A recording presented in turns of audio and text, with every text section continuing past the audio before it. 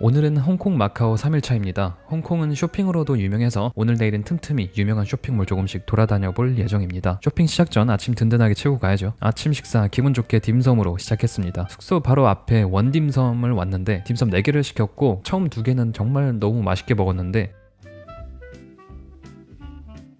뒤에 나온 2개는 발주 실패입니다. 대충 보고 골랐는데 설명 좀 제대로 보고 시킬걸. 향이 너무 강해서 다 못 먹고 나왔습니다. 그래도 원딤섬 홍콩 치고는 맛도 맛있고 가격도 무난해서 아무 때나 편하게 먹기 좋을 것 같아서 저장. 쇼핑몰을 가기 전에 또 어제 야경 봤던 곳에서 낮의 경치를 보러 왔습니다. 저녁에 보나 낮에 보나 홍콩의 이 스카이라인은 정말 기가 막히네요.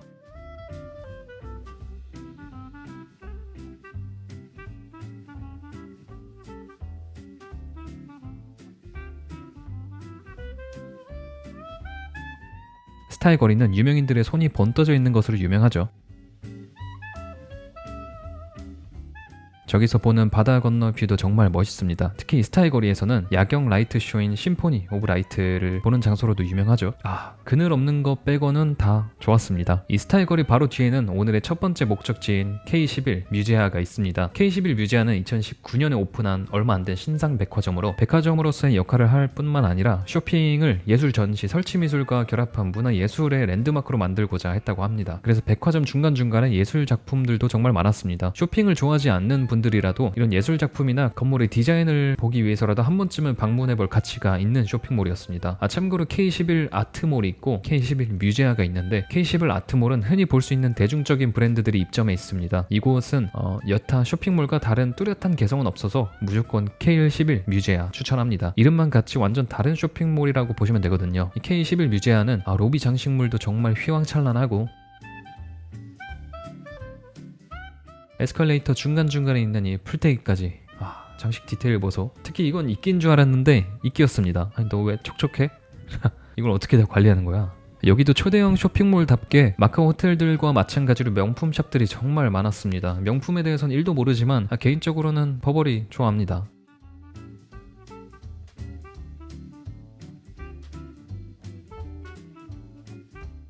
K11 뮤제아는 구석구석 돌아보면 정말 끝이 없겠다 느껴질 만큼 컸습니다. 중간에 길도 한 번씩 잃어버렸고 그리고 스타일 거리에서 이 건물을 봤을 때 중간 전망대에서 시원하게 구경하고 있던 사람들이 있는데 땡볕에서 있는 입장에서 너무 부러웠습니다. 저긴 꼭 가봐야겠다 하고 찾아다녔습니다. 에스컬레이터를 타고 6층으로 가면 바로 이 전망대가 있습니다. 나가보면 상당히 넓은데 뒤쪽으로는 이렇게 있고 앞으로는 시원하게 홍콩을 볼 수 있는 전망대가 있습니다. 바로 옆에 리젠트 호텔 때문에 오른쪽 공간이 좀 막혀 있어서 최고의 뷰는 아니지만 그늘 있고 바람 솔솔 부는 곳에서 적당한 뷰 보기 좋았습니다.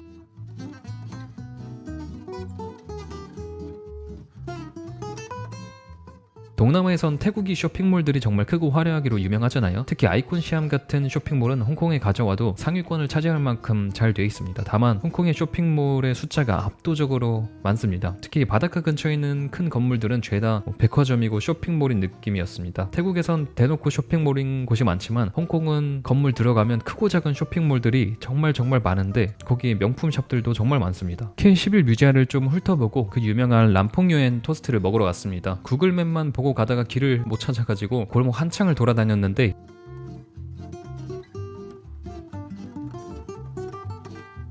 이 청킹 맨션 옆에 편하게 가는 길이 있더라고요. 이 에스컬레이터가 보이는 곳으로 타고 내려가서 직진, 우회전 한번 하면은 사람들이 웨이팅하고 있는 곳을 발견하실 거예요. 홍콩에선 대중들이 편하게 먹는 이 김밥 나라 같은 식당을 차찬탱이라고 하는데 차를 함께 마시며 식사하는 곳이라는 의미라고 합니다. 이 람퐁유엔도 유명한 차찬탱이라고 부를 수 있습니다. 이 식당에서는 홍콩의 특유 로컬 분위기를 느낄 수가 있었고 한국뿐만 아니라 다른 외국인들에게도 되게 유명한 것 같았습니다. 정말 다양한 국가의 사람들이 있더라고요. 한 테이블 안에서 여러 팀들이 합석해서 먹는 문화인데 옆에 한국 사람들은 앉았는데 좀 어색했습니다. 가장 유명한 토스트 메뉴 1개와 옆에 사람들이 먹고 있는 볶음면 하나 시켰는데 회전율이 하도 좋아서 대기줄은 좀 있었는데 금방 들어갔고 음식도 1분 안 돼서 나오더라고요. 맛은 딱 여러분들이 상상하는 그 맛입니다. 바삭하고 맛있어요. 이 조합 어떻게 싫어해? 볶음면과 밀크티까지 해서 총 24,000원 나왔습니다. 볶음면은 생각보다 별로여서 유명한 토스트만 차라리 인당 하나씩 먹는 걸 추천드립니다. 홍콩 식당을 가면 음식 나올 때 가격을 미리 이렇게 수기로 적어주더라고요. 빌지를 따로 받지 않아도 이 가격 보고 현금 준비해서 바로 결제하면 돼서 되게 편했습니다. 그 다음은 트랜스포머에서 나왔던 걸로 유명한 익청 빌딩을 갔습니다. 지하철이 워낙 잘 돼 있어서 지하철 타고 가면 어렵지 않게 갈 수 있습니다. 타이쿠역에 내려서 5분이면 갈 수 있습니다. 딱 봐도 어떤 건물인지 알 수 있을 거예요. 뭔가 스산하면서 이 닭장같이 빼곡한 모습, 이게 과거에 홍콩 하면 딱 생각했던 모습인데 이제는 몇 채 남아있지 않는 옛날 모습이 돼버렸네요.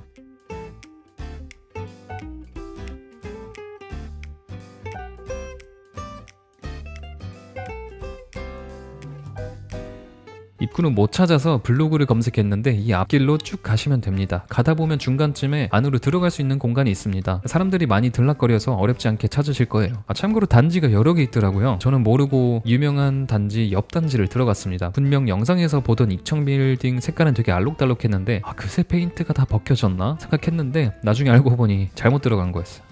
그래도 유명한 단지보다 사람이 훨씬 적어서 좀 더 현지 분위기가 느껴졌습니다. 이 익청 빌딩은 1960년대 후반에 지어진 건물로 1979년 지어진 은마 아파트보다 10여 년이나 더 오래됐습니다. 60년대 인구 밀도가 폭증할 시기에 거주난을 해소하기 위해서 흔히 말하는 닭장 같은 집들이 많이 생겨났고 그 당시 지어질 당시만 해도 나름 주상복합식의 현대적 아파트였다고 하네요. 현재도 사람들이 다 살고 있어서 너무 시끄럽게 하면 안 된다고 합니다. 드론 띄워도 안 되고요. 보기에는 이래도 엄청 비싸겠지?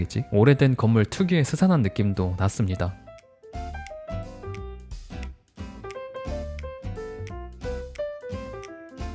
특히 바로 옆에 있는 신식 건물과 비교돼서 더욱 스산하게 느껴지네요. 와, 빼곡하다 빼곡해. 옆으로 와서 유명한 알록달록한 이 단지는 확실히 색깔이 있어서 영상이나 사진 이쁘게 나오더라고요.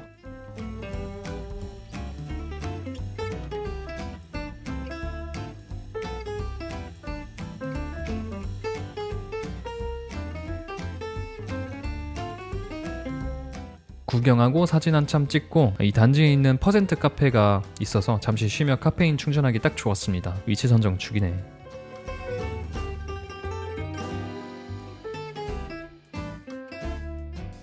익청 빌딩 다 보고 다음으로는 소호에 있는 미드밸리 에스컬레이터 필수 코스죠. 보러 갔습니다. 홍콩 땅이 워낙 평지가 적어서 이런 산을 따라 도시가 형성됐는데 매번 걸어 다니기 너무 높아서 보행자들의 편의를 위해서 1993년에 만들어졌다고 합니다. 세계에서 가장 긴 야외 에스컬레이터로 유명한데 길이가 무려 800m에 처음과 끝의 고도 차이는 무려 123m 높이라고 합니다. 와.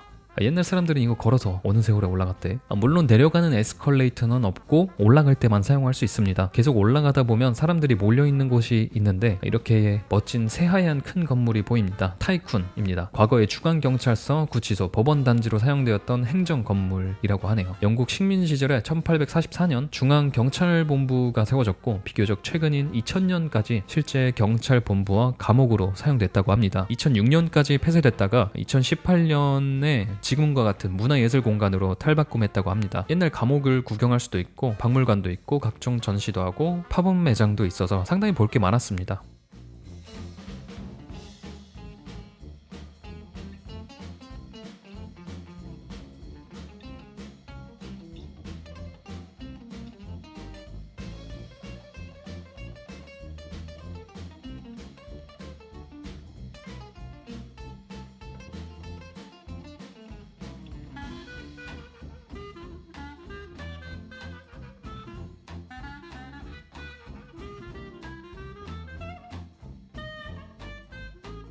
카페도 있으니까 여유 있으면 야외에서 커피 한잔 하면 분위기도 좋고요. 이곳을 다 돌고 바로 근처에 있는 베이크하우스를 갔습니다. 홍콩식 에그타르트 한번 먹어봐야죠. 제가 빵을 그렇게 좋아하진 않는데 와, 이 에그타르트 왜 유명한지 알겠더라고요. 인기가 아주 좋아서 항상 웨이팅이 있지만 테이크아웃 매장이라서 줄도 금방 줄어듭니다. 에그타르트 하나에 약 2,000원 정도로 엄청 부담스러운 가격은 또 아니라서 박스채로 사가시는 분들도 많더라고요. 저도 박스 하나 사오고 싶었지만 상할 수도 있어서 다음에 또 오기로 하고 하나씩만 먹었습니다. 너무 고소하고 달달하고 최고네요.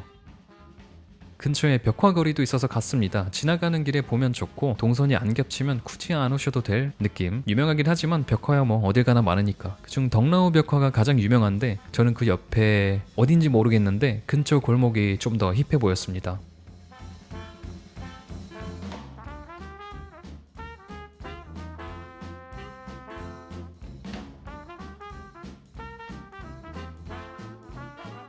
홍콩은 어딜 가나 번화가지만 특히 소호는 가장 힙하고 핫한 곳으로 낮이나 저녁이나 항상 사람이 붐비는 곳입니다. 골목도 이쁘고 상가도 정말 많고 체력만 된다면 여기저기 다 둘러보고 싶네요. 근데 오르막이 좀 빡세다. 제가 유튜브 육식맨 채널을 즐겨보는데 이 소호에 있는 고기국수를 먹으러 오셨더라고요. 저도 궁금해서 가봤습니다. 카우키라는 고기국수 집이 있는데 워낙 유명해서 사람들이 많더라고요. 여기서도 사람들과 합석해서 먹어야 됩니다. 차 2잔과 가장 유명하다는 국수 2개를 시켰습니다. 와, 다 맛있네 음식이. 이 빨간색 국물이 정말 맛있었는데 고기 부드럽고 지방 많고 고소하고 국물도 진해서 최고였습니다. 개인적으로는 전 이 빨간색 국물이 더 맛있더라고요. 근데 향이 강해서 호불호가 좀 있을 만한 맛입니다. 향이 센 거를 못 드시는 분들은 이 맑은 국물 국수도 추천드립니다. 둘 다 정말 맛있어요. 근데 국수라고 해서 가격이 싸지는 않습니다. 음료 2개, 국수 2개에서 52,000원 정도 나왔네요. 국수 하나가 한 2만원 정도 하니까 와, 그래도 맛있었으니까 한 잔에. 날씨도 더우니 블루보틀에서 카페인 도핑 한번 해주고, 오늘 마지막 일정은 홍콩의 가장 유명한 관광지 중 하나인 피크트램 타러 갔습니다. 이 소호 지역은 참 힙하고 멋진데 대중교통이 좀 애매하더라고요. 바다 주변은 그래도 트램이나 버스가 다녀서 괜찮은데 이 소호 지역은 길이 좁아서 택시 타기도 좀 애매하고 대중교통도 없더라고요. 멀지 않아서 한 15분 정도 걸어서 도착했는데 와, 이 줄을 보고 또 정신이 아득해졌습니다.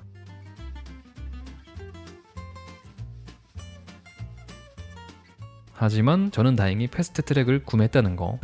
이게 돈의 맛이지. 과거의 나 아주 칭찬해. 이 피크트램 표는 클룩 같은 사이트에서 미리 구매할 수 있는데 이 줄을 보면 아시겠지만 몇만 원 더 비싸더라도 무조건 패스트트랙 포함된 루비패스 구매해서 가시는 거 추천드려요. 피크트램 아니더라도 시내버스 타고 전망대를 갈 수 있긴 한데 뭐 전망대뿐이 아니라 이 경사를 오른 피크트램 그 자체로도 되게 유명한 관광 상품이거든요. 그래서 이렇게 핫합니다. 일반 티켓 구매하시면 한 2시간 정도는 그냥 기다릴 것 같아요. 이 영상을 보시는 분들은 버스 타고 가거나 아니면 피크트램 탈 거면 루비패스 꼭 사세요. 참고로 루비패스 구매해도 한 30분은 기다려야 됩니다. 한참을 기다린 끝에 드디어 피크트램 탑니다. 피크트램의 오른쪽으로 앉아 올라가는 동안 도시를 볼 수 있어서 명당이라고 하지만 탑승 시간 자체가 워낙 짧아서 오른쪽 못 앉았다고 해도 너무 아쉬워하지 않으셔도 됩니다. 어차피 전망대에 가서 질리도록 볼 수도 있거든요 라고 말하고 저는 달려서 오른쪽 앉았죠. 오른쪽 명당 맞네요.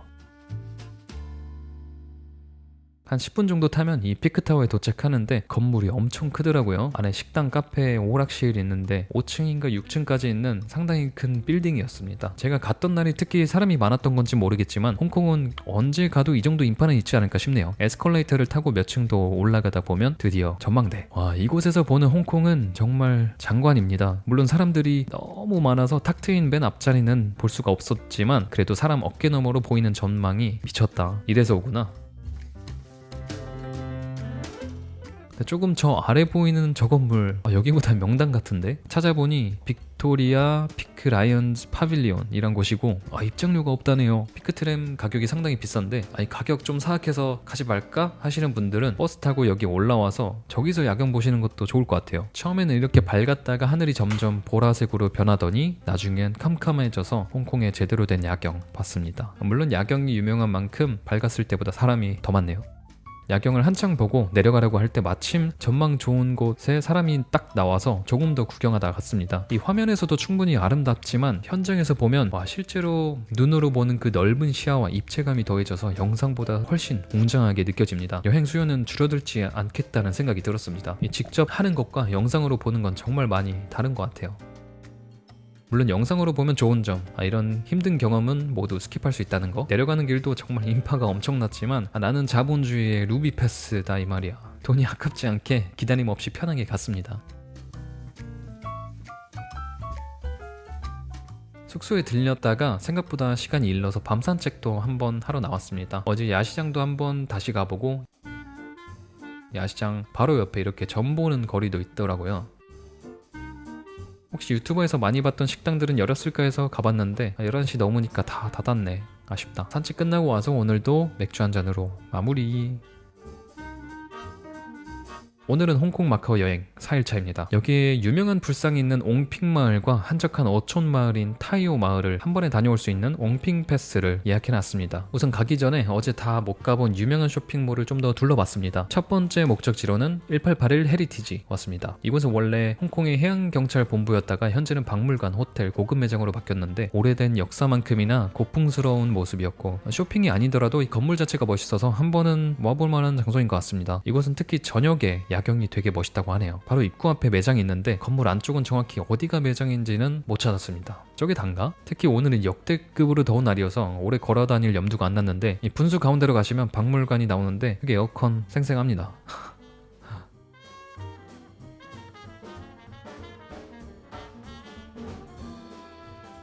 헤리티지 건물을 좀 둘러보다가 또 바로 옆에 하버시티를 갔습니다. 홍콩에서도 가장 큰 백화점이며 럭셔리 브랜드부터 중저가 유명 브랜드까지 수백 개의 매장이 입점해 있는 그야말로 쇼핑의 메카였습니다. 없는 브랜드가 없어. K11 뮤지아나 1881 헤리티지 같은 개성은 좀 덜했지만 쇼핑몰 규모로 압도하는 느낌이네요. 저희는 쇼핑이 주 목적이 아니었어서 그냥 두 개 층만 쭉 돌아보고 나왔습니다. 와, 넓어도 너무 넓어. 점심은 근처 아무 식당이나 가서 먹었습니다. 홍콩에서 처음 먹었던 오리덮밥이 너무 맛있어서 한 번 더 시키고 토스트도 시키고 완탕면도 시켰습니다. 이제 보니 지금까지 먹었던 음식 한 번에 다 시켰네. 이거 뭐 김밥 나라야? 토스트에 올리고당은 좀 힙하네.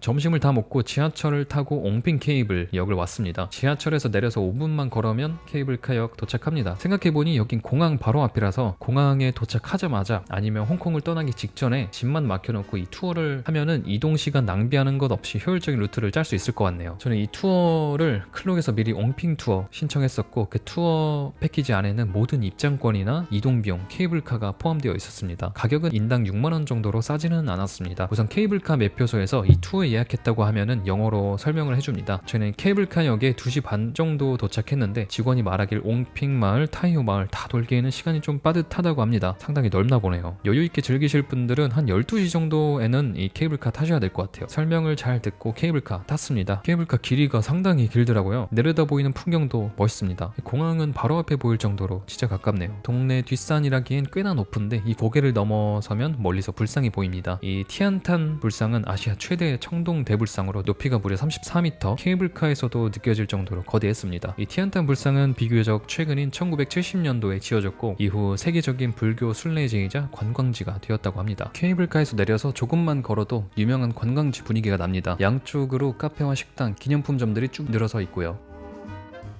조금만 걸어서 들어가면 포린사와 대불상이 있는데 포린사는 대불상보다 훨씬 이른 1906년에 지어진 사찰이라고 하네요. 둘 다 가면 죽겠다 싶어가지고 좀 더 임팩트가 있는 대불상 쪽으로 선택했습니다. 대불상 영접하기 위해서는 268개의 계단을 올라야 되는데 우선 오르기 전에 5분 정도 좀 쉬어주고 올라가기 시작하다가 이건 아니다 싶어서 멈추고 내려갔습니다. 높이가 높진 않지만 가다간 못 내려오겠다 싶어서 부처님 다음 생에는 찾아뵙겠습니다. 바로 백해서 타이오 마을 가는 버스 탔습니다. 배차 시간이 상당히 길어서 출발하기 전에 한 15분 전쯤에는 가 있는 게 좋습니다. 배차 시간 너무 딱 맞춰서 가면은 사람들이 많아서 바로 앞에서 또 커트될 수 있거든요. 다행히 버스 안은 정말 시원했고 한 15분 정도 가면은 타이오 마을에 도착합니다. 정말 작은 어촌 마을 느낌이 물씬 나네요. 이 지역은 송나라 시대부터 사람들이 꾸준히 살아왔지만 엄청 특별하거나 문화적 헤리티지가 있는 마을은 아닌 것 같습니다.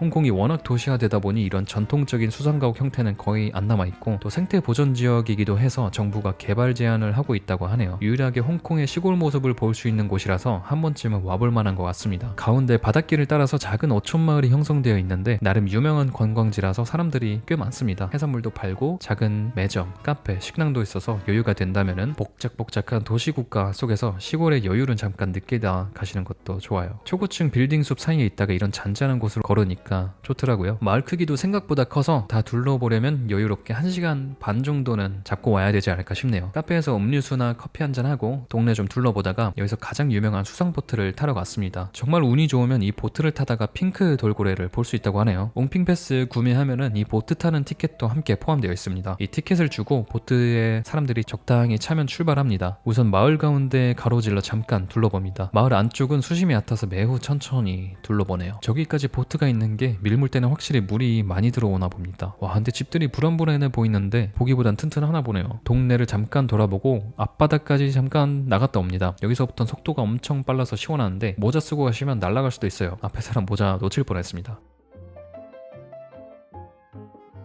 저 멀리 마카오로 가는 다리가 보이는데 저기까지 가진 않고 이 앞에서 잠깐 머물다가 다시 돌아갑니다. 한 20분 정도 타는 것 같아요. 핑크 돌고래는 아쉽게 못 봤고요. 이 타이오 마을에서 돌아가는 길은 왔던 길에 반대로 가시면 됩니다. 케이블카역에서 내려오고 지하철역 바로 앞에 또 베이크하우스가 있더라고요. 아, 이거 어떻게 지나쳐? 보일 때마다 에그타르트 하나씩 먹게 되네요. 이거 호치민에서도 하나만 열어주라. 이렇게 홍콩에서의 마지막 저녁 일정까지 끝내고 숙소로 왔는데 생각보다 시간이 좀 남네. 그래서 홍콩에서 유명한 트램을 타러 왔습니다. 피크 트램 말고. 홍콩까지 왔는데 또 이거 안 타보긴 서운하잖아. 여기만 있는데. 아쉽게도 침사추이 쪽은 트램이 없어서 지하철 타고 강 건너 넘어가야 됐습니다. 오, 온다. 신나서 탔는데 반대로 탔네. 내려서 바로 반대쪽 트램 다시 탑승. 아무도 못 봤다.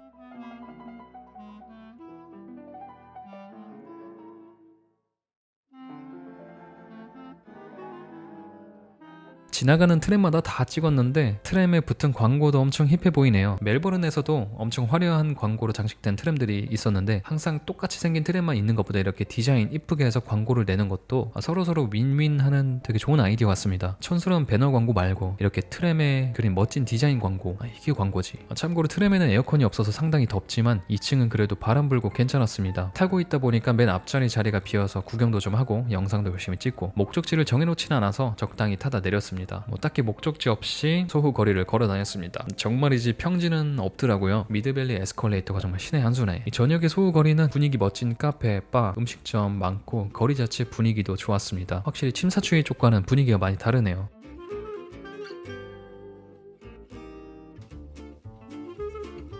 마지막으로 이쪽 거리 간 김에 란콰이펑도 들렸는데 딱 한 블럭 크기의 짧은 거리였지만 홍콩의 힙한 남녀들은 모두 여기로 모이나봐요. 아주 핫하네.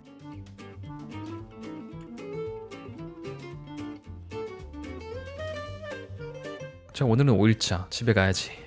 싫다. 마지막 날은 늦지막하게 일어나서 숙소 1층 식사해서 간단히 밥 먹고 근처에 마트 가서 회사 팀원들과 나눠 먹을 간식거리 좀 샀습니다. 참고로 K11 아트몰 지하 마트에서도 제니 쿠키를 팔고 있어서 시간이 없으면 줄 설 필요 없이 마트 가서 그냥 사가면 됩니다. 짭 아니지? 그리고 버스 타고 공항으로 출발. 공항에서 남은 홍콩 1센트까지 꽉꽉 털어서 맥도날드 먹은 것까지 완벽.